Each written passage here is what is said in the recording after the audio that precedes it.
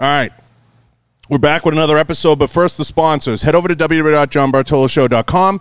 I have to thank Right On Optics, Blackwater Ammunition, Galco Leather and Holsters, Gallo Technologies for the walls behind us, and, of course, again, Rhino Metals for the tables and everything you see here. We got a special guest today. Today's going to be awesome. We're talking to one of the baddest dudes out there. Get his opinion on a lot of things, the fight game, some combatives. We'll talk about everything today, actually. This is going to be awesome. We got the one and only Vinny Magalhaes. What's going on, Vinny? Not much. Just getting back to train after 3 months of being lazy at home. Like it wasn't. It's funny because I had the injury against Craig Jones. Got my ankles actually snapped. Literally, like the worst part about the injury is like it was not like a ligament issue. There was no tendon issue, but my foot just like dislocated. And due to the pressure that Craig was putting on my ankle, like I had like a fibula fracture. So leg locks work? I would say that they don't work. It's like, if you don't tap, like they don't work. I didn't tap to the leg lock. But here's the thing, like over the last 3 months, I wouldn't say luckily because this whole situation is being really awful with the whole virus going on. The whole situation is being awful, but like it couldn't have happened like in a better time because there's no fights happening, there's no events. It's quiet. I'm not losing a whole lot as far as like my career. So it's been like completely like 3 months a couple of days ago since the injury, and I'm already moving. It's been 2 weeks actually that I've been exercising. I've been able to lift weights. I've been able to do some cardio, hit the bags, and I'm just waiting for another week for my doctor to clear to go to full training. So it wasn't as bad as some people thought it was. The whole thing was just like within less than 10 weeks, I was back into like moving my body again, back into walking normally. But the foot is such a pussy injury, but at the same time, it's like it just sucks. You get depressed, you get weird. Oh, dude. Telling me like it'll heal, but the first 2 weeks were the worst. Like literally, when the first 2 weeks was when I put 15 pounds, in 2 weeks 15 pounds, just because first of all it was the worst pain I've ever felt.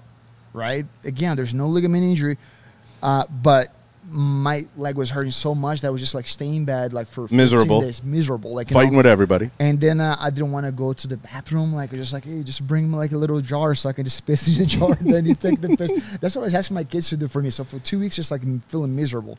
And then it was just like weird, like watch TV, you just fight through it. That's pretty much it. Just like pretty much like a vegetable. Been bad for 2 weeks. The foot is the worst. Like you said, I might be dealing with ligament damage. There's a different animal, a tendon damage. But the foot is like, you feel like such a fucking pussy. It does make it feel like really bad. Like, I had like an ACL surgery like 10 years ago, right? And it was so weird because once I was cleared to start to like exercise, that thing recovered so fast. Like, and I regained mobility like really fast, like with like record time. And this, for whatever reason, I'm not dealing with the injury anymore. So the fracture is like healed up. It's 100% good. Right. But now I'm dealing with atrophy of my calf, and the Achilles tendon is really tight. So like, dude, it's just like a whole new injury that I got after recovering from the real injury. So that's the only thing that I'm dealing with right now. Otherwise, I would just be training full speed. Now, does that like force you? Obviously, me being a couple years older than you, does that force you to kind of look at your career differently? Yes or no. I'll tell you exactly how this ended up happening. First off, like I'm extremely flexible, right? So, and I have like a full confidence in my flexibility. So what happened? What most people do when they get to those situations, they try to avoid get caught in those moves. I go completely the opposite way. I just let people like get the move so they can get frustrated, and they know they're not gonna get it because I'm flexible. I can deal with like pain, whatever. But the injury that happened, like to me, was not like the standard. It was not like he was not twisting my ligaments or whatever. It was a bone break. My bone just snapped. So it was like it wasn't expected. As far as like, well, I'm getting older and all that, and this kind of injury changed things for me. Yes or no? Like it was so fast. Like I recovered like just like my doctor said, like in a record time. Like people are saying, some people like of course like. People have haters. I don't like to use that word. I feel like it's stupid, but like people have haters. And I would just read stuff, people saying, well, he's done. This guy's done. Like, at least a year for him to recover from the horrible injury that he just suffered. And I'm like, I'm going to prove people wrong. It's not going to even be like not even 4 months. It won't be 4 months. And it wasn't even like 3 months, and I was already back into the gym. People always want to write you off. They want to build you up, and then they want to write you off. That's everybody. It's one of those things like, all the time someone's going to have something to say, good, bad, or indifferent. You could go out and win 10 matches in a row, and they'll be like, oh, they were easy matches. You know, you still got to fight them. You still got to go in the ring. It doesn't matter. It doesn't matter. No matter what, somebody's going to have something to say, so you got to just ignore it. But your career in jiu-jitsu has been so amazing, and you've done so much and accomplished so much. What's the next mountain to go over? Again, some people would see like, well, Vinny's 36 is more towards the end of it. It depends on how you see, you know. Like, yes, I've been doing this for a long time. I've been doing jiu-jitsu since I was like 13 years old. I just turned 36. MMA I've been doing since I was 22. Again, it's a long time. It's a long career, right? But I feel like I've been through so many stages in my career, which a lot of them, like, I could have put more dedication to certain things. For example, there are multiple guys. I'm not talking about 1 or 2, 3 guys that have been like multiple times world champions. I'm talking about a lot of guys that have like achieved a lot. One of them is Gordon Ryan, right?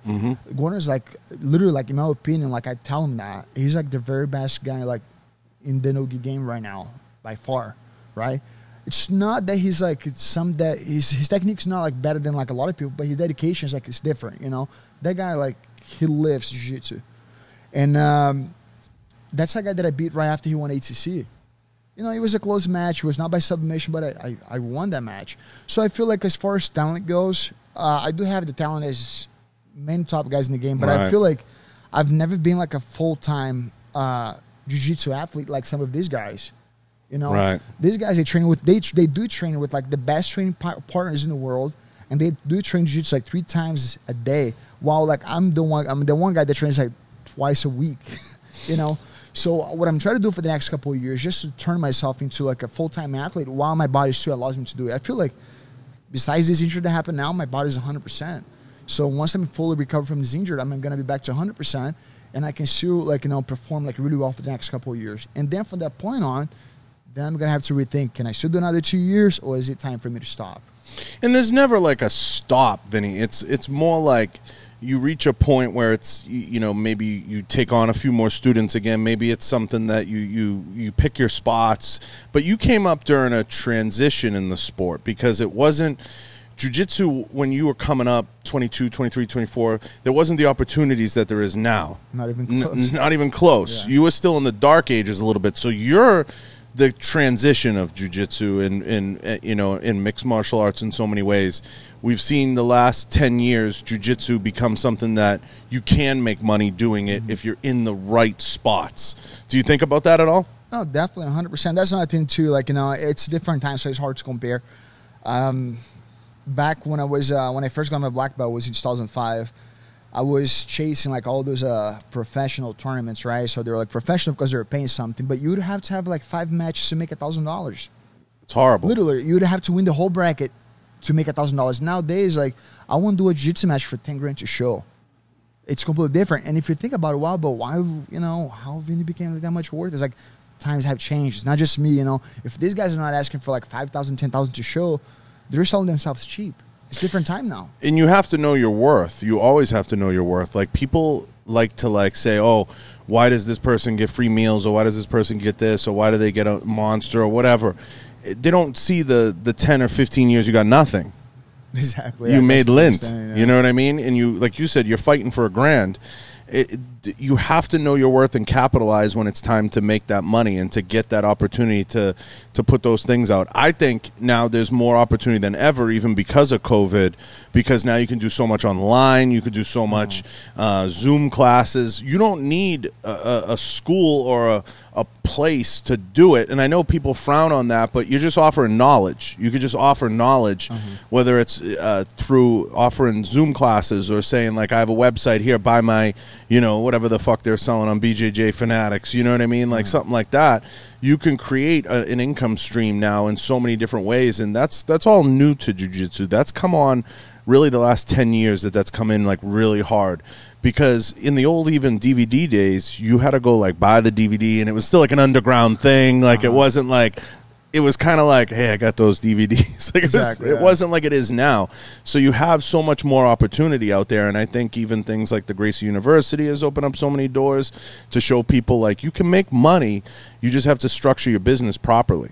And it's funny for you to bring that up to everybody. Like, you know, you just mentioned like Gracie University. It's funny because before COVID, everybody was just trashing those guys, right? These guys are selling like, you know, classes online. Henner and Evandro, those guys are killing it. I know, but you know, they killing it. They earned, man. Like, and the thing is, like before COVID, everybody like, oh, that's come on, man. They were selling like online classes. They're giving belts like through online classes. Like, how's everybody else doing now? And so everything that everybody was trashing now, it's important for them to do it. Otherwise, they lose students, they lose money, and people they're around, they're not gonna be like improving. So they see the difference nowadays. Like they can see like those guys are actually ahead in the game. That's the reality. They were like way ahead in the game. And I see an upside to it. Like, I don't look at it as like they give a belt online. Like, you still got to test for the belt. You can question the validity of the belt. You can question, like, is it a strong blue belt? But I looked all over the boards to see people shitting on it, and people who said they roll with those guys, everything, and they're like, you know, it's like, at the end of the day, mat time is mat time is mat time. Definitely, yeah. If you have mat time, I can only hope going against a guy like you or anything that I can remotely defend myself for 30 seconds. But mat time is mat time is mat time. And you either have it or you don't. No, exactly. And you can tell that right off the bat. And a guy like you at your level can tell that in 30 seconds of rolling with a guy if he can, you know, at least hold his own for a minute, you know, for something like that. But I think people shit on things for the wrong reasons. You know what I mean? Like, they're just trying to put a product out there. And at the end of the day, I think people just get jealous. Like, oh, they simplified it. You know, they took out the hard work. Yeah, maybe if you're just waltzing in and they're handing you a belt, okay, yeah, I see that. But if you still have to go test for it and you still have to put the time in and they're being a little strict about it and you have to hit the core curriculum, okay, it just depends on what your definition of a blue belt is at that point. Definitely, yeah. Even then again, I think they only do it for the blue belts, right? That's the only belt that they actually do through an online course or something like that. Yeah. They don't do any other belt. And here's the thing, like, as far as like, of course, if you put maybe if you put those blue belts that got their blue belts through like online course with a guy who's training every day and got his blue belt by training every day, maybe not even be like a fair match, but maybe knowledge, that guy who did online course, maybe he has a lot more knowledge as far as like knowing details, like knowing a lot more techniques, because he had nothing else to do. He was not the one practicing, you know. He was just like studying, literally studying. He had to know details in order for him to go to the next level. So there was like, there's some like, you know, something to see from it that they can get, like there's quality on that side too. I personally wouldn't do it in a way, but I can see how that can be worth something, you know. Like, yeah, I mean, I think it's a combination of things. I think, you know, it depends. Like, my definition of, especially like maybe white to blue to purple, and I had this conversation with Jiu-Jitsu, Nick Albine. We were talking about it. I said, too many coaches place too much emphasis on the blue. The emphasis should really be on the purple because that's the pro belt. So you should look at blue as like, is my student a regular student? Does my student, you know, show up? Do they understand the core curriculum and the philosophy? Can they defend themselves for 5 minutes against 80% of my gym? That's something like if I was coaching for 5 minutes, that's what I'd be looking at. Definitely. Like, can I put 8 out of 10 of my guys up against this person and they can at least defend themselves? And can they use the proper techniques, the framing, the shrimping? Do they have 2 escapes? You're not necessarily looking for like a guy to have 6 finishes at a blue belt level. No. You know, maybe they have 1 or 2. But to me, a lot of coaches, they place an overemphasis on blue, and that's why like a lot of people quit, because they get burnt out when they get to that point. Like, I hear about guys going 3 years to get a blue, 4 years, and I'm like, but they're like, oh, it's a legit gym. I'm like, is it a legit gym or you have a shit coach? Exactly. Here's the thing for me too. Like, blue belt seems to be like, I wouldn't say the easiest belt to get. No belt's easy to get, but no belt's easy. Yeah, but technically the blue belt, it is your first belt, because the white belt comes with the gi. You know, nobody promotes you like it's a white belt. So that belt comes with the gi. So technically the blue belt is your first belt, and I might give the belt in 6 months. It might take a year. Some guys, you know, they might not be getting like within 2 years just because they, you know, they didn't show up. They're just not regular enough. But it's not the one that I focus the most. Yes, blue belt, now it's a different case. Now you might spend like 2 to 3 years in the blue belt if you're not a guy who's consistent, because like your next belt, like you say, is going to be like a professional belt. You know, like you're getting a purple belt is a little more advanced. To me, that's a bigger blessing. That's when it hurts like count. And even worse, so now usually what has happened to me as far as promoting people, to go from blue to purple, it is, I make people work. technically, like the easiest belt to move from, it has been the brown belt. I've had 3 guys that I promoted like to from brown to black belt after spending like less than 2 years brown belts. But then you see all the 3 guys, they're all like won like world championships like at their belt level, at brown belt. There's one guy, he got promoted from purple after spending like 3 or 4 years as a purple belt. And then he got his brown belt, and he won like right after. A couple months later, he won No-Gi Worlds. I was like, I'm not gonna promote this guy 3 months after. So he went there next year. He won Pan Am's in Gi, and then like, okay, maybe not yet. So I held him like for a whole year after he won like major tournaments as a brown belt. So after a whole year, he got his black belt, and he should as well as a black belt. So for me, like the one that I have had guys spend less time, guys that are actually serious about training, it has been brown belt. Brown belt, my guys, they're good. They're dedicated. They have spent no more than like a year and a half. And I said this to Nick, and I've said this to Coach and a bunch of people. You have to understand what the student's trying to be. Like, you had a guy there that's trying to be a world champion. So, of course, you're going to be harder on him because he's trying to get to that top 1%. So you're preparing him not just physically, because he's got the physical, he's there. You're preparing him mentally to be like, okay, now you're ready to go after everything you want to go after, multiple world championships, everything else. Definitely. So when you sit with a student, like you take somebody like me, or, you know, I know many people you've coached, you know, you take somebody, I'm a 20-year guy. Because it's like, I'm not competing, I'm not anything. In many ways, I'm a good student. I'll go a couple times a week, maybe do 1 to 2 classes a week, maybe an open mat. But I'm not trying to set the world on fire. Am I going to hurt you if you promote me? No. Am I going to be somebody that helps you if you promote me? You know, it's kind of like, you know what you're getting into. You're looking at like 5 years each belt because it's like it's a time thing, and then it's like, okay, you know, he understands it enough. But it's never going to go beyond for me talking about, hey, you know, I got a purple belt on the wall back there. Hey, you know, that's cool. Like, I'm never going to be like, hey, Vinny, I'm going and do the worlds. Like, I'm going to embarrass you or something. You know, so you take it. You have to understand where the student is and what they're trying to do. And I tell coaches this all the time. It's, you got to always keep it in, you know, in the back of your head, like, what's this guy trying to be? Are they trying to be a world-class, you know, grappler, or are they just trying to, you know, get to the next level? Like, what's the goal? It's funny you brought that up, but here's the thing, like, some people don't see it that way, though, you know? I've had guys, for example, that started I started a program, like, already in the gym when I was a syndicate, for example. So I've had guys there, when I joined the gym, these guys were already, like, blue belts. So, you know, they had been blue belts for a couple of years or something like that. And then there was this new guy, white belt, that started when I started coaching there.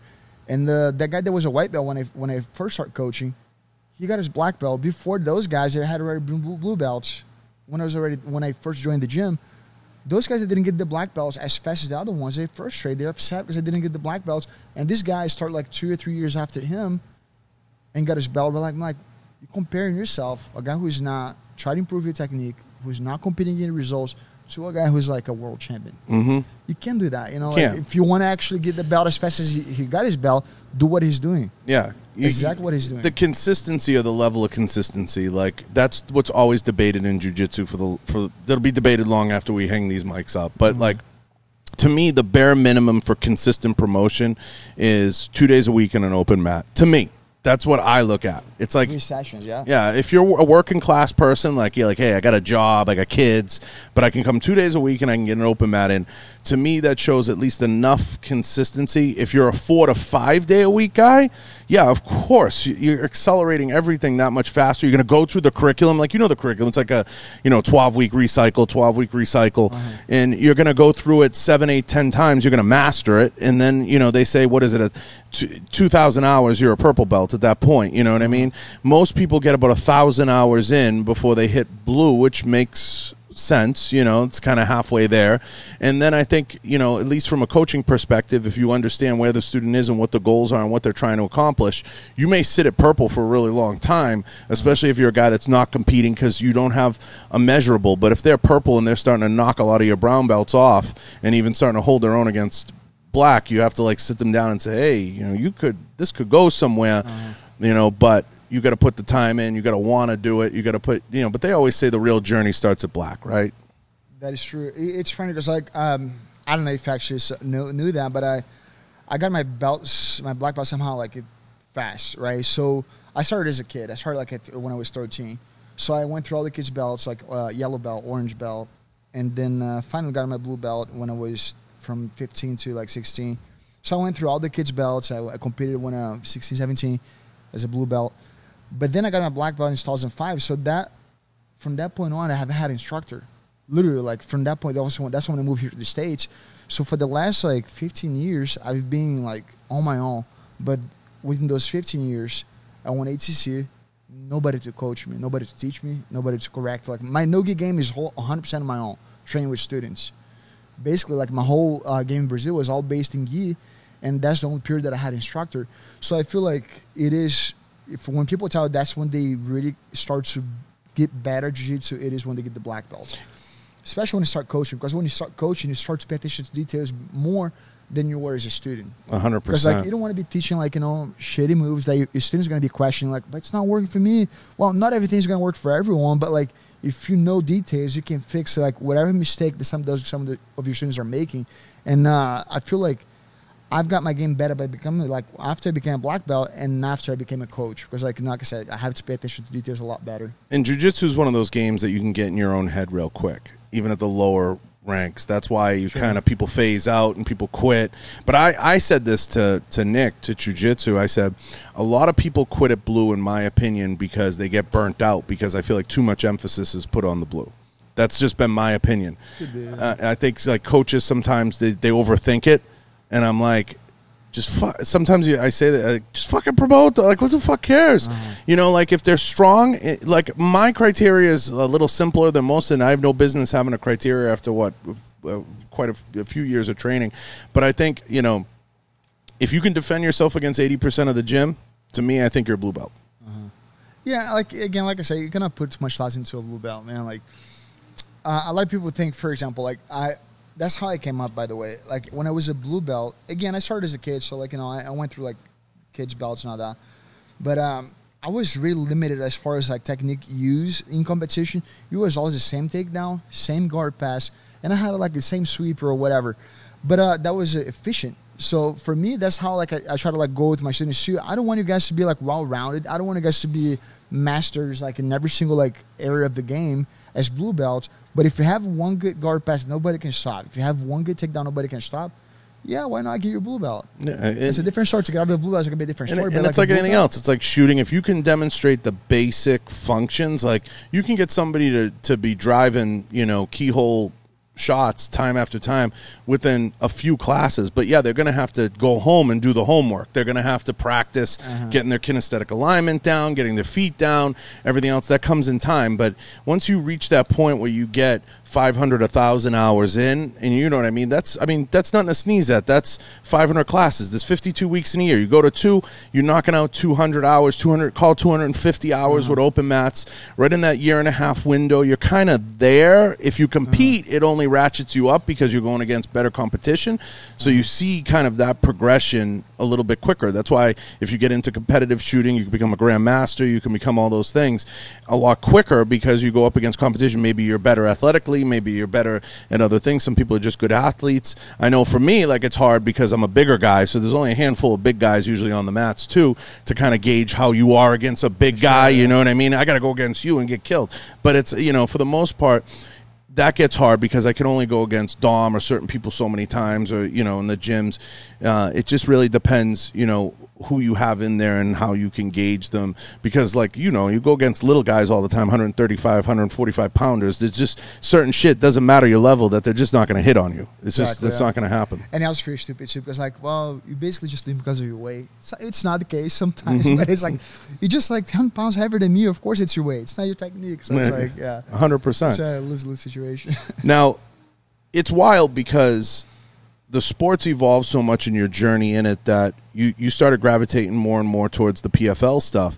The PFL gives some pretty fucking crazy prizes and some pretty crazy stuff. Have you enjoyed competing in that space? I've had like last couple of years were great for me, especially like financially. Like, it was even though, like, so in 2018 I made it to the final.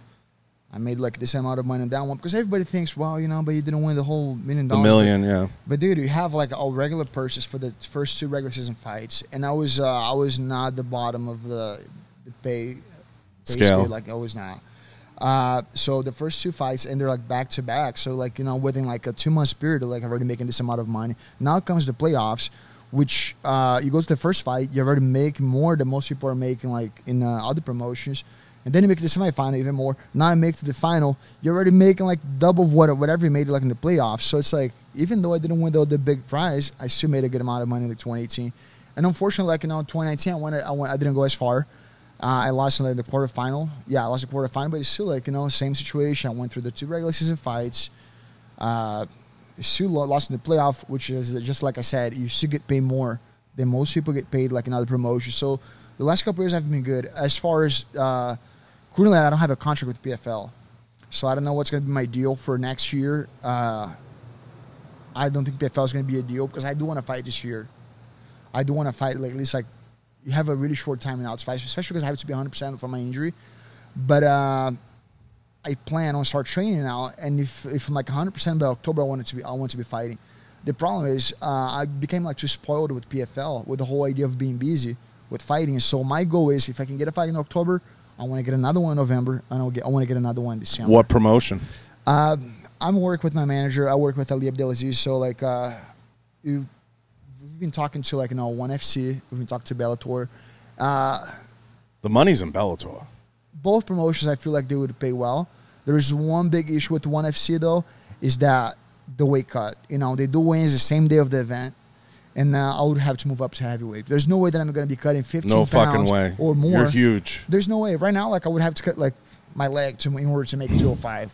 But when I'm in shape, like when I'm in top shape, I'm still talking about like cutting 20 pounds to fight like 5 hours later. It's not going to happen. So ONE FC, that's the one issue that I have right now, is that I would not be able to make 205. Why do they do it that way? I don't know. You know, I feel like they try to like look after the fighters, like, you know, the whole dehydration thing, so people don't die and things like that. Right. Don't get sick.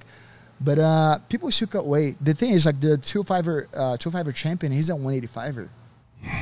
So, you know, like, that's where he had the advantage, in my opinion, when he fought Brandon Vera. Brandon Vera he's the heavyweight champion. So we're talking about Brandon cutting like 25 pounds or more to make 205. So Brandon was doing well in the fight until he started to get tired. Once he got tired, got beat up. So I think that's the thing that keeps him away from ONE FC, is the whole weight cut thing. Do you think that, you know, the UFC makes a little bit of a mistake not... I said this the other day. I had everybody in here and we were talking. I go, I don't know why right now, given COVID, they don't do a tournament format, like kind of do something fun, you know, because they're doing the Fight Island thing. I would love to see Dana do something where, like, he gets 4 brackets and gets one bracket that's like the best judo guys, gets one bracket that's the best jiu-jitsu guys, gets one bracket that's one wrestlers, get one bracket that's, you know, maybe the best strikers, and do a fun tournament that invites kind of everybody into it. It doesn't have to be all UFC fighters. He can like open it up and create like a grand prize, kind of like PFL does, and just fucking run it. Put it on like ESPN Plus and see what happens. Dude, I would tune in. I'd pay $70 for that. The idea is actually pretty cool. The thing is, like, with commissions, it's really hard to make these things happen. I feel like that's the reason why they also like shut down PFL for this year. The whole season got canceled, right? And they're not starting PFL until like next June. So you're talking about like a lot of these guys huge layoff, taking like 18 months. Like, it's awful. Like, you know, especially for guys that are like 39. The Russian guy that I fought in 2018, the guy was 39. So by the time he fights again 41, is he gonna come back? We don't know. So, and then many other guys, like they just signed like Tom Lawler, and Tom, I believe he's like a year and a half older than me. So by the time that Tom fights for PFL, he's gonna be 39. So, like, you know, he's gonna fight. So we don't know. So that's the issue with the tournament format, because like the commission's only allowed to do like certain rounds per weekend, so it can only have up to 5 rounds. So that's why they have the quarterfinal is like a 2-round fight. Semifinal goes 3 rounds. So you can only have like 5 rounds per weekend. By default, if you go all 5 rounds, right, you get by default like a 30-day suspension. So you cannot fight within those 30 days. And that goes like, well, but did you get cut? Did you get it like knocked down? That could have turned 30 days into 6 days. So like you cannot be... Bro, I'd pay twice.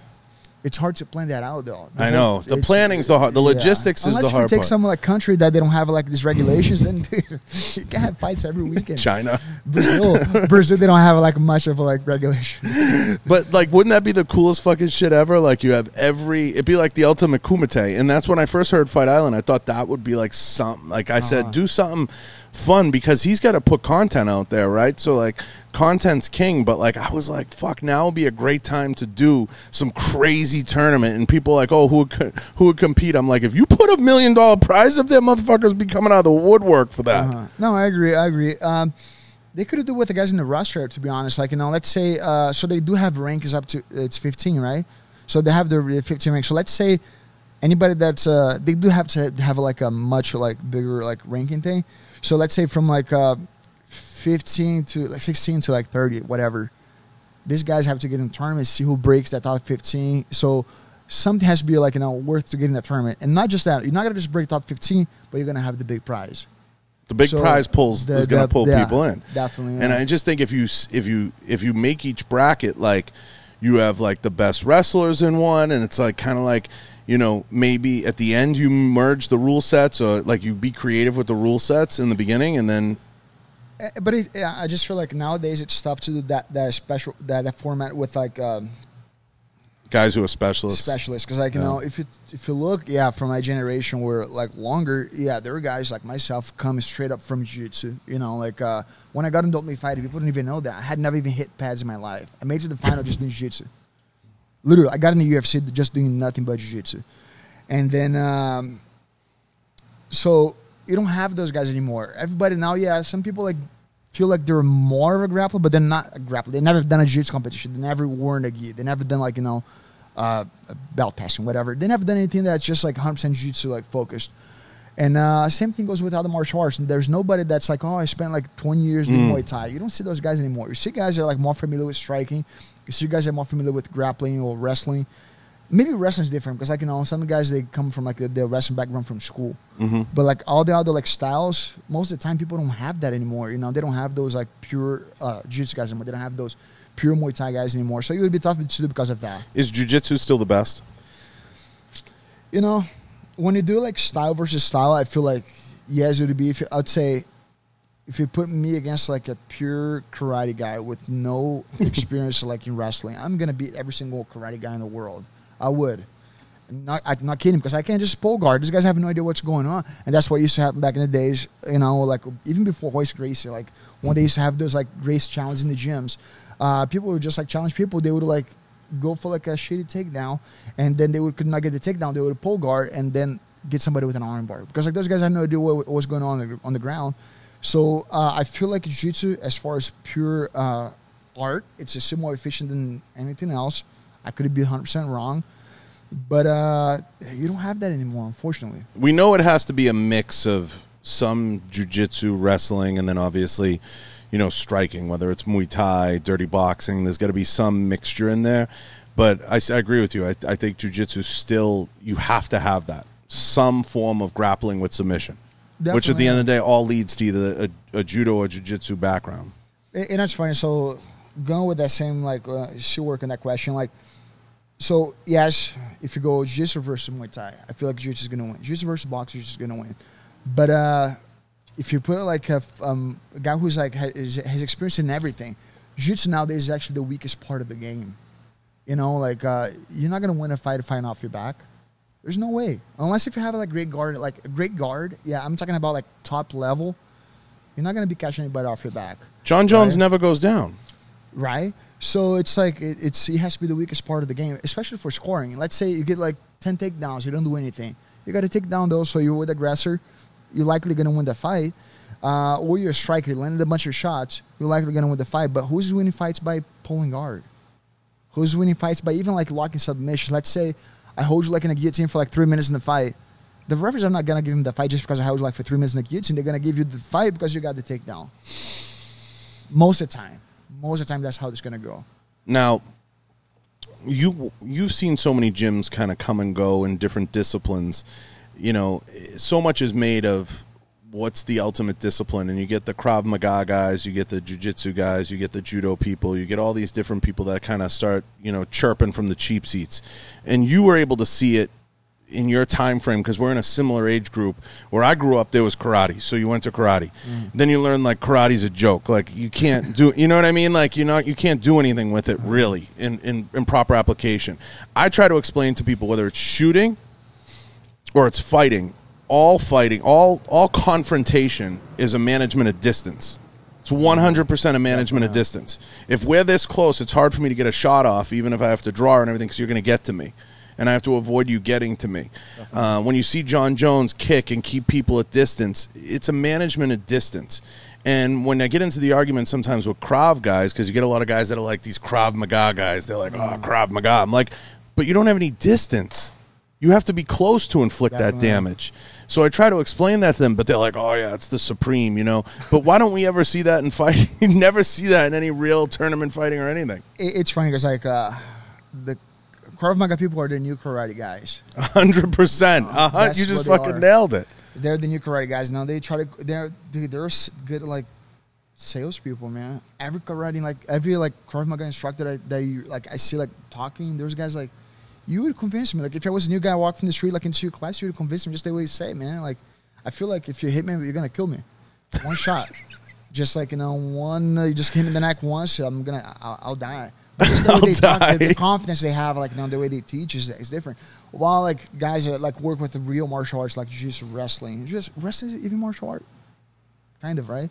So guys that work with jiu-jitsu, they're most guys are honest about things. They say, well, you do this, but if you don't do that little detail right, it's not gonna work.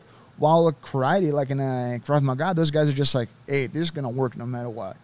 They're just not 100. They're not 100% honest to people or it's not even that they're gonna go they go to extreme oh it's not about just working. If I do this, I'll kill you. It's extreme levels. They're never keep things too realistic. But is it is Krav McDojo worthy? That's the question. Is it on the level of Aikido? It's kind of where do you put it? You know what I mean? I've been always skeptical of Krav because I'm always and you're the best guy to ask this because you've been around so long and you've seen so many different disciplines that I'm okay, Krav's great. You're close. You get hands on me. You throw a strike. What if I pull a knife out of my pocket and I stab you? You won't.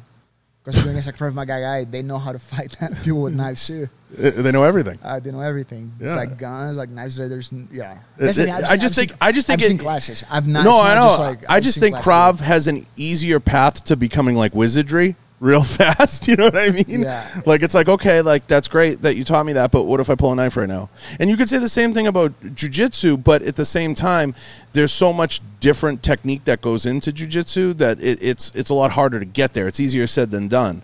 Just I guess, Krav guys have their place, right? We'll give them their place. No, for sure. It's funny because I came from Grace Academy, and they're huge on self-defense, right? Including self-defense against firearms. I'm yeah, Henner tries to, he puts that out there. I can see here's the thing, man, if you're going against an extremely violent person with a gun in their hands, I'm taking my chance. I know I'm looking at this guy, he's gonna shoot me he's gonna shoot me no matter what. I'm gonna take my chance to try to fight him and see if I'll take the gun from him, but I don't know if those classes really teach how to do that. No, that's the biggest no thing. one. Listen, I've been around long enough, whether it was SBG or 10th Planet, and I'll be critical of both. Nobody's teaching enough with blue guns or blades. You know what I mean? There's just not enough of that it's realistic, and they're not understanding the full aggression behind it between someone that wants to actually kill you or inflict damage. Because you can see it. When it plays out in the street, it's different than the ring, it's different than the mat, it's different than everything else. So you can have 95 black belts. If someone is high on dope, whatever, you know what I mean? It's a whole different animal. You don't ever want them to get to what it's like we say about a knife fight. You get into a knife fight, someone's getting stabbed. There's no escaping it. You might take a risk because you don't want to die, but you're gonna say, well, either I die by just staying here or I die fighting and try to survive. So it's one of the situations, but I don't feel those things are efficient. They're not. They're just not. Yeah. At the end of the day, you have to when you're trying to figure out where to go, what's the best martial art or how to train, it's all going to be based on, you know, where you're starting from, where your management of distance is starting from. Hey, I'm 10 feet out, I'm 20 feet out. Okay, like then you may want a gun, you know, like you want to consider a gun at that point for self-defense. If and they say, well, is that realistic? Well, yeah, if the other person has a gun or your family's in jeopardy or everything else, it's like when you start to unravel that ball of like self-defense, you have to first know the scenario and what you're dealing with. Are we on a mat? Are we in the street? Are we in the street, and is the person a first-person shooter? Is it at my kid's school? What are we dealing with here, and how am I going to approach that? But I think you're right. It's hard to mash all those together in one gym and create that perfect environment. That's why that ends up falling over to a seminar or something, like, you know, where you're training in that, and maybe you learn a technique you can take home that you can use that involves trapping or pinning or, you know, something along those lines. Sure. But I think too many guys try to be like I said, like wizards. Like they try to get into wizardry where it's like, oh, but I'll do this, and I'll, you know, I'll remove the gun, and then I'll remove the slide, and then like, you know, I'll kick you and you'll go flying. It's like, that's all great, but you know, at the end of the day, you know, I tell people the same thing. I'm like, yeah, I might have trained in this or I might have trained in that, and I might have a gun or everything. I do know this much. I'm 245 pounds. If I end up on my back, it's bad, and I'm going to go for something that's like lethal, you know, at that point, because I know I'm not good enough to just lay there, you know. So you have to understand the situation. It's always going to dictate the response. No, definitely. I agree with you 100%. 100%. Yeah, I don't mind being on my back. I mean, unless if it's like a real fight, street fight, maybe I wouldn't want to. But even then, you're still dangerous. But you're in that 1%. But I'm talking about in the street, I wouldn't want that to happen. No, 100% not. Now, given the environment right now with COVID and with everything going on, it's really crazy to turn the news on and to watch and see what's going on out there. Does it blow your mind how untrained some people are and how undisciplined they are and how bad it's become out there, whether it's law enforcement and their ability to defend themselves now being taken away? You can't do chokes. You can't do anything. It's a crazy environment. Yeah, it's things have just gone downhill, man. Like when you start to like see like, and then you know, the whole thing when you started after the whole when the guy got killed, right? Yep. So George Floyd, yep. George Floyd. So that thing happened, and then they start to come with this footage, and you look, man, like maybe these guys need like they need better training for sure. And then I start to see like people like posting, well, you know, maybe should it be a requirement, like, you know, it should at least be blue belt in jiu-jitsu. It could be a start, you know, maybe again, like you were talking about earlier, like once you're a blue belt, you should have like some basic knowledge on how to control somebody. Like should have like basic knowledge on how to, like, you know, the body works, body functions that way. You have like a way to control somebody without hurting them or without killing them.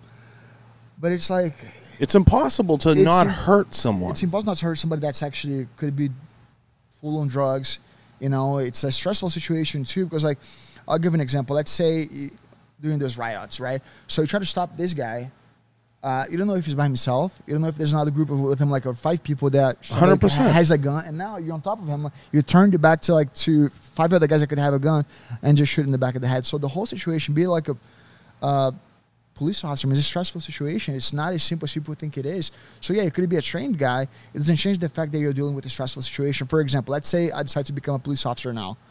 I'm a black belt, not just a black belt. I'm a black belt with a lot of experience in what I do, like in competition at the highest level.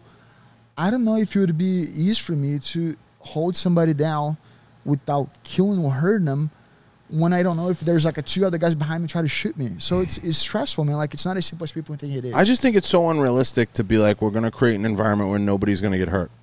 There's no way. There's no situation like that. Especially, here's the thing, like it's going to happen no matter what. Like I say, it is being a police officer. It is stressful no matter what. People holding a gun is stressful, even if you're not an officer. 100%. Right? So just having a gun, like when you're carrying, like you don't know what's gonna happen and if you're gonna need to use that gun like that day. So it's people don't realize those. They don't think those things. They just think, well, as an officer, they should be better trained. Yes, maybe they should be better trained, but maybe that's not the issue with training. It's just like what they deal with every day. It's just the, you know. There's a combination and there's a solution somewhere in it, but I think it's a combination of what they don't want to hear and with the defunding and everything. I think.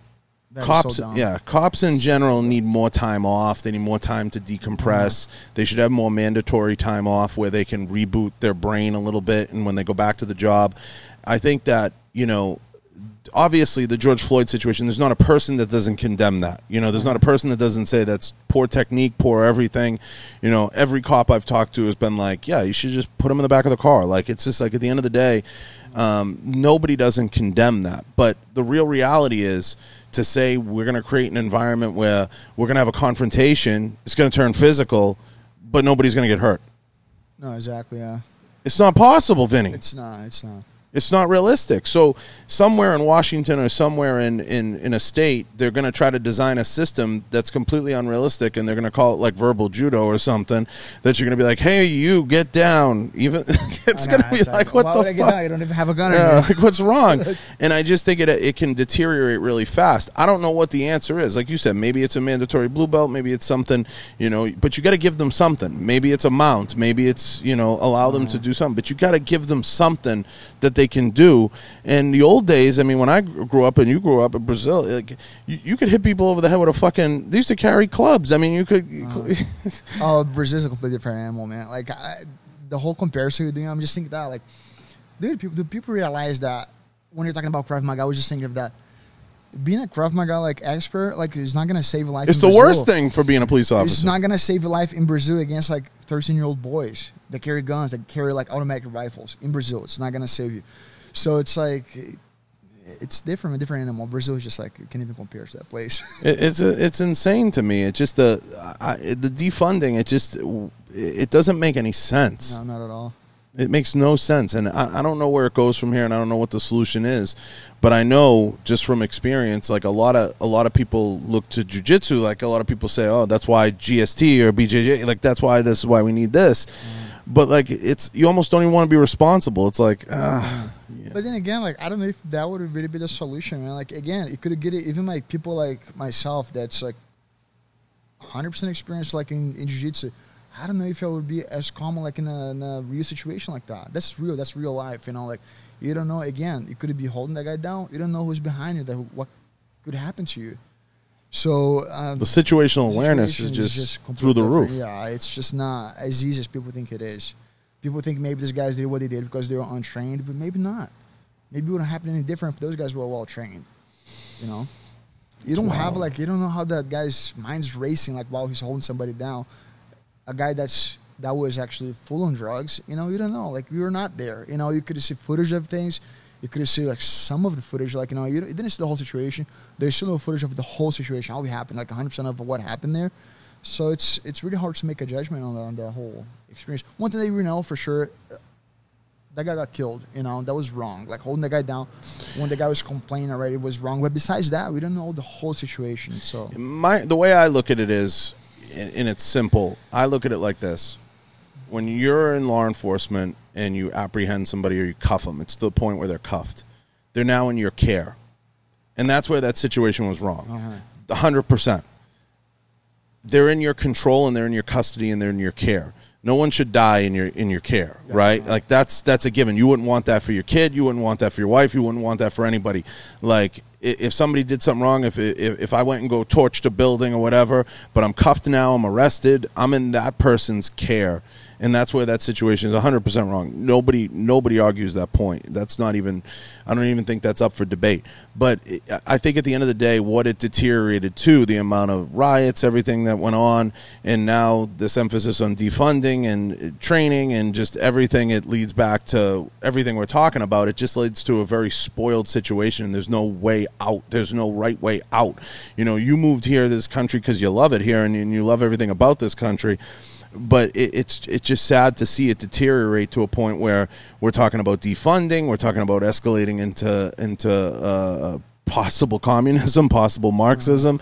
It's just scary because you build a business, and we saw it happen with even a few 10th Planet studios. Like, these places, they go and they torch a fucking business, and now you can't even have a business. That has nothing to do with what's happening. That's the worst part. Now, the whole thing, in the first couple weeks of the riots, that just pissed me off. I was like, so one guy gets killed, like, that was awful, yes, but now what are you going to do? You're going to just, like, be punishing people that have nothing to do with what happened? You think it was the police officer's fault? Hey, man, go to the house, burn the house. Hey, you know, it's wrong, but that's, like, I feel like that's the way that you're going to get your justice, if that's how you feel like you get justice. But, like, why would you destroy somebody else's business that have nothing to do with that? Oh, but you're talking about you comparing somebody that life that was lost to a business. They can just rebuild the business. Maybe they can, maybe they cannot. That's the worst part. You don't know if they're gonna be able to rebuild that. You don't know like whose business you're destroying. Maybe it's a 7-year-old dude that's not gonna have another like 10 years to live to rebuild that business. So like you destroyed his life, just like that guy he got killed, but you destroyed somebody else's life because you try to protest something that's none of your business. So 100%. So for me, man, it's like I was really getting pissed off with the whole situation. Right now, I'm in a stage right now that I'm just like, let's just wait when this thing's gonna be over.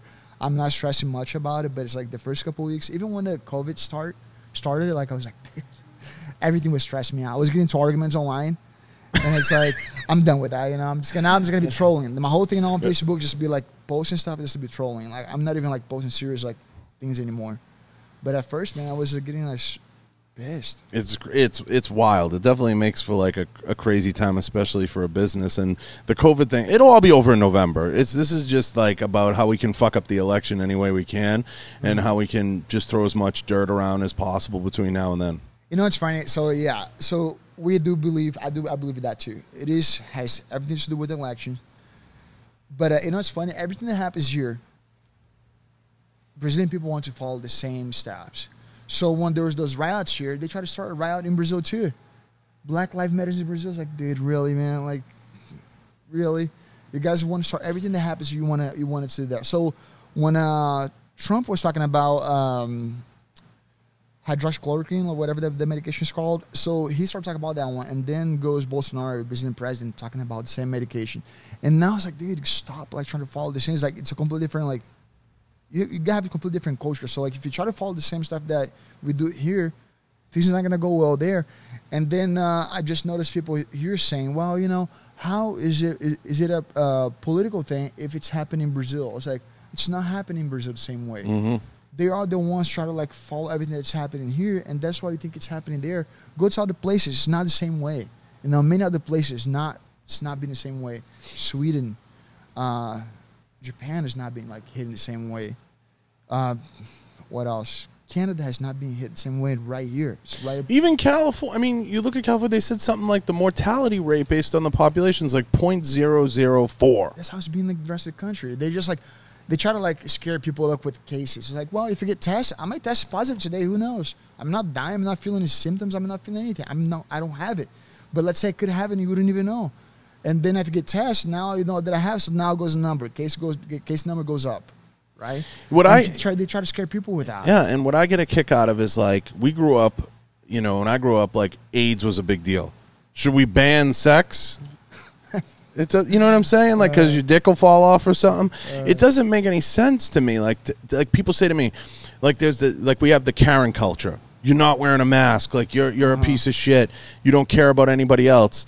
Like, I'm not bothering you. I'm 10 feet away from you. I get it. Okay, we want to take precautions. I understand that, right? Nobody wants to go home and get somebody who could be a high-risk sick. Nobody's trying to do that. But I'm also not walking around nursing homes and everything else. I know the risk, and I'm not saying I'm against it. I'm just saying it's a slippery slope when you give leaders power and you give them the ability to have a say over your daily life. Close your business. You got to wear a mask. You got to shut this down. You have to stop doing that. You got to stay 6 feet away from people. It becomes a slippery slope. In my experience, we've never rolled back a law that we've put in place. I've not seen it. So when you start down that slippery slope of we're going to ban that gun, you never get that gun back. We're going to make you do this. They never roll those things back. Like, when do we stop wearing masks? Let's say the entire country's tested. They determine that the virus is so weak, that the mortality rate's so low. Do we wear masks forever? Yeah, they never came up with a date set for like. And is that safer that someone can walk around with a mask and glasses on? I want to see your fucking face. I want to know who you are, especially if I have a business. That's more important to me. Yeah. I just think it becomes, you know what I'm saying, Vinny, a dangerous slope of like, when does it stop? We're going to close down the world's strongest economy because, the mortality rate's 0.004, and that's what they're saying in my Democratic caucus, and that's what I got to do. It just becomes very dangerous. It's a very dangerous environment. Yeah, what pissed me off too is like how they're not really focusing like on the. I mean, people are dying daily. Like, it comes down to like again, like it's not even being like it's not being Yeah, but people die from everything. from everything. Actually, not anymore. If you look at like numbers of like cancer, like compared to last year, nobody's dying of cancer. People die of cancer, you know, but like it's by default. These people like they're like already like in the It's COVID. deathbed with cancer, right?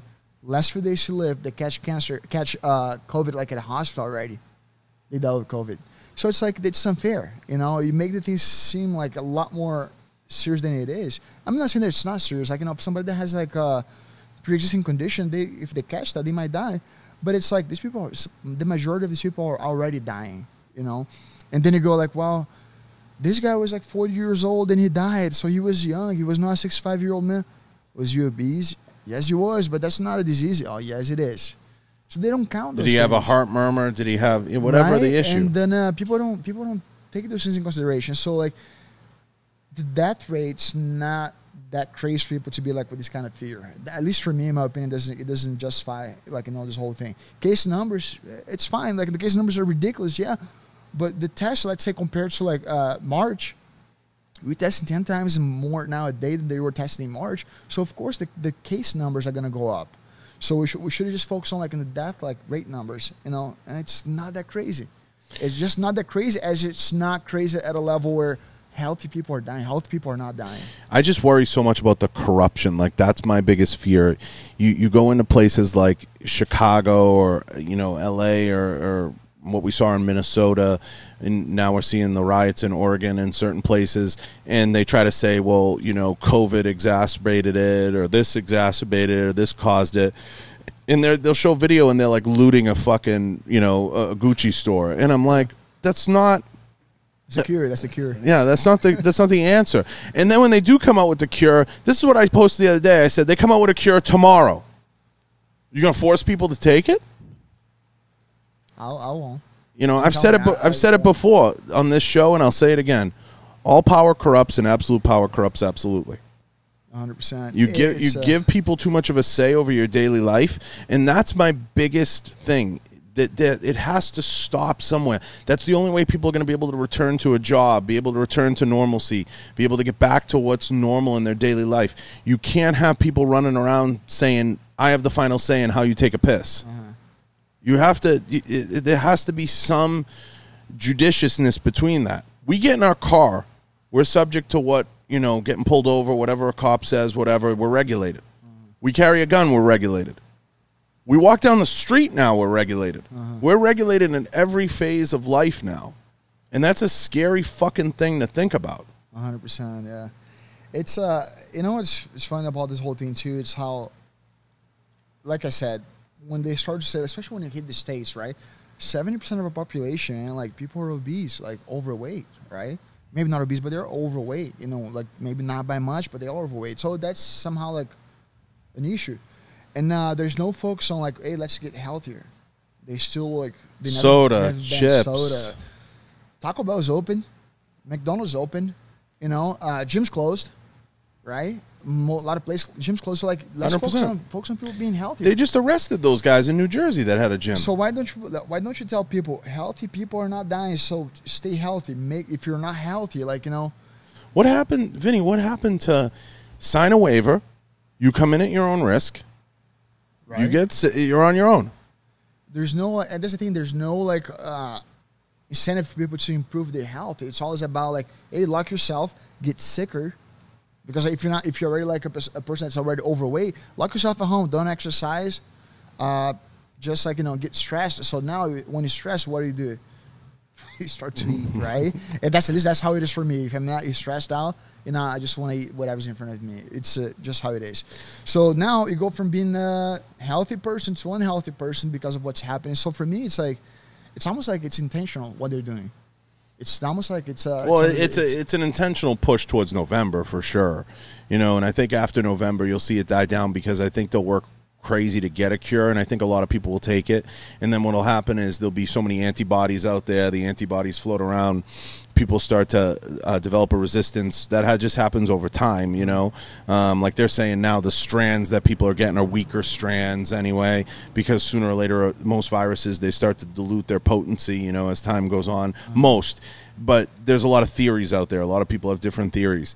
And I think over time, you know, it's like anything else. It's like the flu. You're going to get the flu, okay? Everybody gets the flu or gets a cough or a sneeze at some point. Now, you cough in public, everybody's looking at you like you fucking got AIDS. I know, it's like, it's ridiculous. Like the other day, I was almost, I felt like coughing. I was like, dude, I can't cough You now, can't, man. you have It's to like, hide. I don't You gotta hide. You me. jump It's behind the like, fucking counter. It's crazy. It's so like, Because you're so scared. people are just paranoid like nowadays. So even people like myself, like I'm not too like, I'm not scared at all of the virus. You know, like I even told my wife, I was like, you know, I wouldn't mind if I got it just so like, you know, You can't get it again. yeah, I'm done. Like, I had it already, right? Yeah. So like I won't have it anymore. And but it's the same deal. Like people cough and you're like, oh, this person could be sick, and you start to get that paranoia just because of like people that are around you. Like It's like a lot of the jiu-jitsu gyms have opened back up, right? And it's like, I'm not going to name the gym, but we both know the gym. Like the regulators or whatever they are, regulators, they came in the gym and they're like, oh, you know, guys weren't wearing masks on the way in. It's a jiu-jitsu gym. they're gonna be rolling. They're gonna be like breathing like each other's face. Like, you know what I mean? Like, how about we just fucking come up with a waiver? All right. Right. Everybody accepts the risk. We know what we're getting into. That would be the way to go anyways. Because it's like, you know, how are you gonna stop like, it's a any martial art gym. Like if you're gonna go Muay Thai only, you like within like 2 feet from like your training partner, right? And these guys We're are getting closer. tested more than anybody because they're competing, they're fighting, they're getting tested all the time. And the tendency too is that these people that are in the gym, they're healthier, so they're not gonna die anyways. Of course, there's a risk of bringing somebody home that could be at risk. I understand that risk, but it's like, yeah, when you sign that waiver, you're taking the risk. Like, you know, you. I told the gym owner, I go, just tell them everybody already got it and slam the door. I know, just close the door on their face. Like, I already you got know, it. you bring that up, but the best part is I see like again, I have a lot of gyms like in town. They put those tapes on the mats, right? So they do the 6 feet thing, and they have the tapes. I think it's just like in case somebody goes for an inspection. It's all for show. It's just for show, right? But then when they roll like a normal class. Like, dude, what's the point of even like tape the mats? Because like It's just like I said to the one gym owner. or I the said, group picture, yeah, I said, put the masks out. Like, I have masks in it. Put them out. Offer them. I have gloves here. Offer them. I wipe everything. I'm like, what are you going to do? Like, at the end of the day, like, you're going to get in your car and wipe your steering wheel every time? I love the people that ride around in their car in the mask. That's what cracks me up the most. I'm like, how are you catching it? You know, it's funny. Another day I caught myself just staring at this lady. It's like, why this lady is wearing the mask? She's in the car. I just literally, like, I was staring at her for like a good minute. It's like, is she really wearing that mask like in the car? Windows closed by herself? I was like, really? Right. It's like, I just hope between now and November, what I worry about is what we see is like I said, that rise of Karen culture where like you have people, they're just fucking crazy. Like they'll run up to you and be like, you're not wearing a mask. Like you're a piece of shit. You're not doing this. Like society's lost something.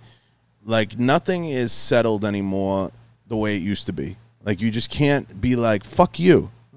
Like, fuck you. It got a lot softer for sure. Everybody's like, so like, like you hurt my feelings. Like you breathed. Like now it's like you breathed on me. Like everybody's like gotten like so pussified that we've just reached a level where like, I don't know if we can get that back. Like our generation, like people talk about our generation. I'm afraid for like kids. And the worst part is we are forced to like, adjust it to whatever just like people are living out. So I noticed that other day. So, you know, I'm like 36. My parents, they never like violently like hit me. They never hit me to like, oh, I cannot move now. But you know, there were some good spankings. Like when I was you got to take a beating every now and then. And dude, like it seems like the generation that you were allowed to like give spankings to kids, that generation was like, you know, they're less of pussies than they are like these days. These days, like every day, like I was thinking of that like 2 days ago. It's like, bullying, it's a whole new thing over the last like 10 years, right? Maybe a little longer, I don't know. But back when I was a kid, there was no such a thing as be called like bullying. Yeah, people would pick on somebody, right? If your kids were to pick on me like when I was a kid, you had like a few options. Either you try to fight, you might get beat up, but you're gonna fight, right? If I fight, I get beat up and I'm not happy with it, I'm going to try to fight again. Maybe it was just a bad day. Now I get beat up a second time. The next time, like, either I'm going to get a brick and hit this kid with something, or I'm going to get a couple of my friends that I know they're going to beat him up, and you're going to just, like, you know, you're going to resolve the issue. I would not be crying, lock myself in the room, like, thinking about kill myself. And these kids nowadays, they don't see things that way. They're just so, like, oh, I'm getting bullied. Like, I don't want to live anymore. I'm not even kidding. There was, you know, I don't know if, I'm not going to bring it up next, so it shouldn't be an issue. But there was this kid that he came to our house with his mom. He was hanging out. He's at my son's age, and he was playing outside with my kids and some of the friends. And the kid just came to the room crying, like, oh, I don't want to play with them anymore. They're all picking on me. And the kid goes straight up, 9 years old, like, I don't want to live anymore. I want to kill myself. I'm like, dude, you're too young to be talking about those things. Right. I had like a mental conversation with the kids, like, do you have to pay bills? Do you have to support kids? Do you have anything that you're responsible for in life? You shouldn't, like, you don't have a stressful life. You don't have to, like, be thinking about cleaning yourself because kids are picking on you. And the reason why they're doing this is because, first off, you allow them, right? And try to be friends with them. Don't be weird with the other kids, so they're gonna be okay with you. And dude, that whole thing pissed me off because, like, and then again, like I said, like, back when I was a kid, things are not like that. Yeah, there were kids picking on, like, other kids, like, especially the kids a little bit slower, they get picked on, but, like, there was such a thing as it works itself out. It ends up working, yeah, but there's never such a thing as, like, oh, I'm bullied, I don't know what to do, I'm gonna kill myself. That whole thing pissed me off, man. And I see that happens to a lot of kids. It was not just that kid's case. It happens a lot, like, with this whole, like, bullying thing, how, like, kids don't know how to defend themselves. And I'm not talking about physically. They don't know how to defend themselves. Like, they don't know how to get into an argument to defend themselves. They don't know how to, like, get other friends to defend themselves, to defend them. They just don't know. Like, kids because everybody teaches their kids now to run and hide. Be overprotected. That's what it is. And part of it's online culture. Everybody lives through everybody else online. So what happens is if some of these kids are exposed to social media at a young age, or they're online at a young age, or they see online people, you know, maybe flaunting a lifestyle or portraying something. Look, I've explained it to even people younger than me. Everybody posts the best part of their day. That's what you're going to do because it's uplifting to you, makes you feel good. Like, you came in here, I'll post like Vinny came in and kicked my ass today, whatever. Everybody posts the best part of their day. The best part of my day is being able to sit with you and have an hour-long conversation, hour and 20-minute conversation, and learn something. And I'm grateful for that.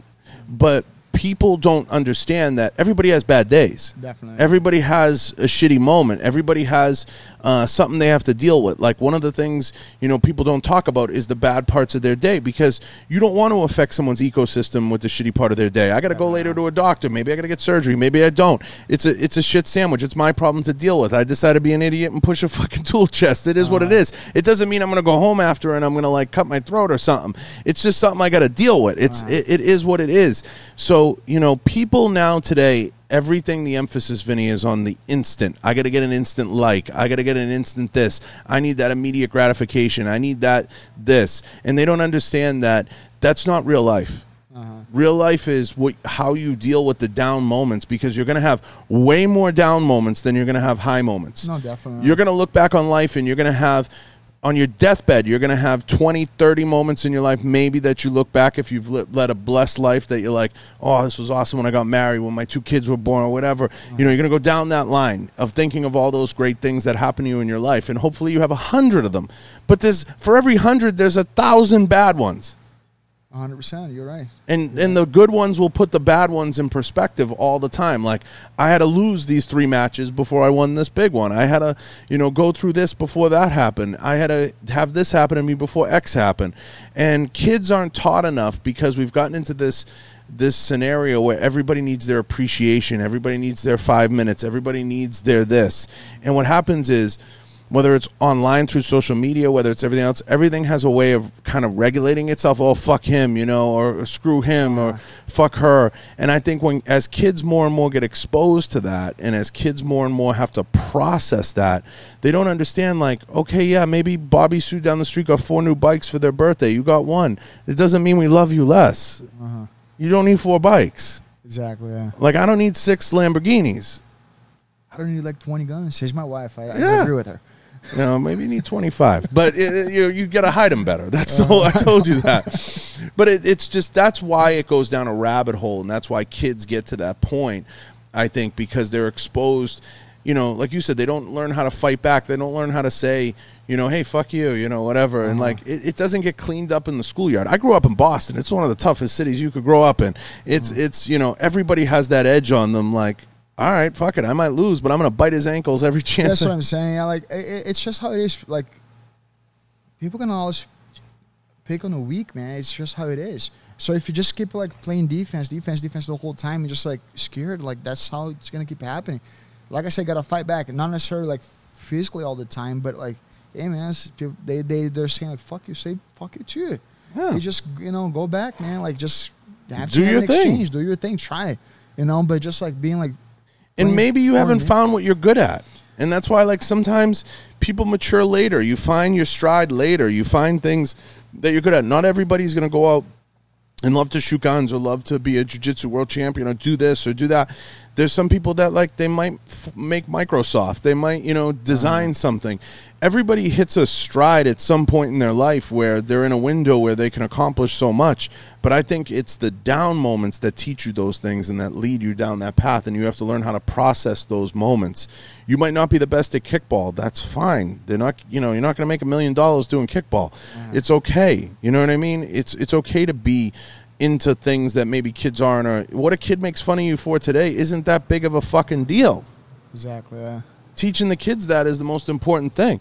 Yeah, I mean, it's wild. It blows my mind, because I just think you're absolutely right. I think, you know, people just have to learn how to process things a little bit better, and they have to learn how to file them away in a filing cabinet. And you learn, like, you're one of the baddest, toughest dudes out there. You learn to just smile and be like, all right, dude, you win, I lose. Like, even like, I mean, you know, like I said, we always have ups and downs in life. And I mean, I'm like 36 years old. Of course, I've been through, like, stressful situations. I've been through depression. People don't even know. Literally, like, I've had people saying, like, dude, you've never been depressed. I was like, well, maybe I've been around you. Then you never even noticed it, because, like, it's not even about hiding, dude, because I know that's just, like, a temporary thing. And you're only going to last longer if you're allowed to last 100%. longer. You know? Let's say financial issues. Yeah, I might have financial issues today. Maybe, like, you know, if you start to plan yourself better or organize your life, 3, 4, 5, 6 months in a row, you don't have that issue anymore. So why are you talking about killing yourself because of money if, like, you know, 6 months on the road, now you could become a millionaire? So it's about, like, you know, you just got to be patient with life and just, like, accept the challenges and know that things will get better if you want things to get better. If you just live that way, like, oh, poor me, these are not going to improve. No, 100%. They will never improve. Well, listen, it's been an hour and 20 minutes. Is that it? It's amazing. Fast. It goes, flies, dude. Good times fly. I got to ask one last question. You going to get into competitive shooting? You know, it's funny. I start to watch videos. I feel like I can do it. It's one of those things. There are a lot of things that I watch, and I feel like I can do it. But that's one of them now. And plus, it's a bad excuse for me to keep buying guns. Or actually, if I become a competitor, a good one, I can just get stuff for free. That's it. That's even better. That's it. Seeing your big ass out there would be pretty funny. I think it'd be. I think you'd realize the footwork that goes into it. That's where it gets tricky. I saw. That's why I'm curious about it. But I would like to do it. I have a good friend of mine that is actually, he say he's a great competitor. So, like, you know, maybe you can teach him some stuff. And then, yeah, man, I'm getting curious about it. I'm not saying that's gonna happen, but it's something that I want to at least, like. It's the next evolution of self-defense, right? Right. It's, you know, it's funny about that. It's people, they are like the Untitled people. They're like, oh, you know, you need a gun because you're a pussy. And I'm like, I don't think I'm a pussy. I can fight. Hand-to-hand fight, I'm fine. So if I want a gun, it has nothing to do with being a pussy. 100%. It's because it's something else that I can also do. Like, you know, I'm not going to defend myself against, like, 3 people invading my house just use my hands. I'm going to have to shoot them. So it's good to have that, like, for self-defense besides being able to fight. You're damned either way, because if you use your hands, people are going to be like, he has 97 black belts, and he's, you know, you're screwed either way. Yeah, I don't have, like, yeah. But I feel like it's almost the taking self-defense to the next level for me. Yes, I can defend myself one-on-one, bare hands. But, you know, not every situation it's going to be for being me, like, defend myself bare hands. You know? 100%. So. 100%. I think it'd be fun. It'd be a lot of fun to see you get into it and mix it up and even try your hand at some local stuff, see where it goes. It'd be fucking crazy. It'd be wild. Because there's not a lot of big boys out there doing it because it's a speed game. It's the videos I've watched actually were mostly girls. Yeah, like little girls doing it. Tiny. Like, I mean, because it's about getting to the point and hitting the shots and then moving and being in efficiency and movement. Movement becomes so important at that point. It gets so dialed in that just like anything else, right? Like the separation is 0.111, of everything. So to be the best, you have to be not just the quickest, but the smoothest, get to each area, be able to hit your shots, be able to get to the next point, hit your shots. So time becomes an element, and professional shooting is a really fun sport. Tactical side's a lot of fun, especially getting out there, taking a training and doing the combatives, which you'd have no problem with. It's a lot of fun. It just depends wherever it takes you and what you enjoy doing. But if you head down to Miami or take like a real world tactical course or something, you'd have a lot of fun down there. I mean, I tell you that right now, because that would hit home for you for sure. And just mixing it up on the tactical side, because that would incorporate all the elements that you love. That would be fun. You're going to have to do it. It's just something that, I'm just curious about it right now. Hey, I'll set that up if you want that to happen. No, for sure. I'll give it a try. I'll set that up. I'll make the call. Even better if there is money. 100%. There's money after. If you can get into it, there'll be money in it after for sure. There's always money to be found, especially if you're good. But I had a blast having you, man. No, thank you for having me. It was fun. And sorry about last week. I was supposed to be here last week. No. I swear, I didn't flake on you. I literally thought you were planning for this week. So look, either way, I laid the guilt on Vinny for skipping. I use air quotes. You didn't have to. You didn't have to. I felt guilty. Just like I was like, dude, I said I'm not good enough. No, dude, no. I felt horrible. Even today, I told like my wife, said, no, like I'm gonna have to be there like 30 minutes before. That was so bad. You're fine. Listen, this was amazing. I wanna give you a minute. Let everybody know where to find you and thank all your sponsors, everybody that supports you. To find me online, it's pretty easy. Like Twitter and Instagram are the same. It's Vinny MMA. Actually, my Facebook's the same too. I have the athletes page and it's Vinny MMA as well. So it's Facebook/Vinny MMA. Sponsors, I do have like 2 sponsors right now. It's Pro Subs. Good stuff. They have they have like amazing products. Like, and if you want to get discounted through Pro Subs, track the website. You can always use my promo code, which is VinnyM10, I believe, for 10% discount. And I'll put it down below. So currently with this whole situation with COVID, they've been doing a lot of like promo stuff. So sometimes you can combine. So there are days that they do like 20%. And if you add my code, it's not a 10%. So the 30% discount with like awesome supplements. I can get any better than that. Shogun Fight, that's my gear sponsor. So the same deal. They do have a promo code like to get 10% discount as well. Under my name, it's Vinny Shogun. So it's pretty easy. And that's it. Those are my 2 sponsors. No Twitch yet? No, not Twitch. TikTok. No. You haven't got into that yet? Not. My kids actually play with that a lot, but I'm not me. I don't know how to dance, man. Isn't it about dancing stuff? Posting videos like that? Mostly? I think I've just been posting some clips and some gun stuff on it. But like everybody's all about the TikTok. I thought of that, actually. Just, I don't know. I think you got to start one. I mean, I don't know. Don't go by me. I don't know the fucking answer. I'm not doing naked cartwheels on it. Nah, it's funny. I don't know if I'm going to start one. Just because like I used to be a lot busier with social media. I used to do like sometimes like 2-3 posts a day on Instagram. Now like I go like sometimes 5 days without posting anything. Yeah, and you don't want to neglect it too much. I know, especially with sponsors. I should be doing like more often too. But it's just it's almost like I got tired of social media just from like a bunch. Again, especially with this whole COVID thing, like there's stuff that I read like, and I want to get involved in. And sometimes I feel like I should not get involved. It's just like it's keeping me away from like posting serious stuff. And then it keeps you on my personal Facebook page just posting dumb stuff. I feel like on Instagram it's easier to stay, like it's easier to just be like totally go in another direction. Like just post something you think is cool, like whatever, and like just be in another direction. On Facebook it's harder. That's what it is. And that's when I turned my Facebook into a straight up joke. My personal page on Facebook, it's straight up just like posting like memes or like dumb stuff. Which is like, I can't take seriously anymore, man. Like, especially when you get to like people with different opinions, and especially people that come with like really dumb opinions. So you might as well just like troll people. Don't even take serious anymore. Troll people. That's what I do. It just like became like a. You'd be good on Twitter. That used to be my main social media outlet, Twitter. But now I kind of neglect a little bit. I use more Instagram than anything else. Because I get a lot of I try to see what news is on there, like fake news and shit on Twitter. Like I get a kick out of it. What they push. That's why I usually go for news. I usually go to Twitter. I used to like search like for news on Twitter. I just like to see what they're pushing. Uh-huh. You know what I mean? In the Explorer, like it'll be like hydroxychloroquine will kill you. The next week it'll be like it won't kill you. Like, Yeah, that's what I usually get the info too. So I want to take a minute. I want to thank all the sponsors. Head over to www.johnbartoloshow.com. I want to thank Blackwater Ammunition, Galco Leather, Rhino Metals, and Gallo Technologies for the walls behind us. And a shout out to Manscaped. Stay tuned. We're going to have a code with them. And I'll put the link for Vinny's Pro Sup stuff down below. Go check them out and leave a review. If you get a chance, please leave a review on the show. I do a terrible job asking for reviews. I can't thank Vinny enough. This probably won't be the last time we'll have him on. We'll get him on again. He'll have more to talk about once this COVID kicks over, and this will be a kind of a cool conversation as he figures out what he's going to do and where he's going to fight. That'll be fun. So I appreciate him taking the time and stopping in. Can't thank everybody enough for saying hello, and thank you guys who listen live.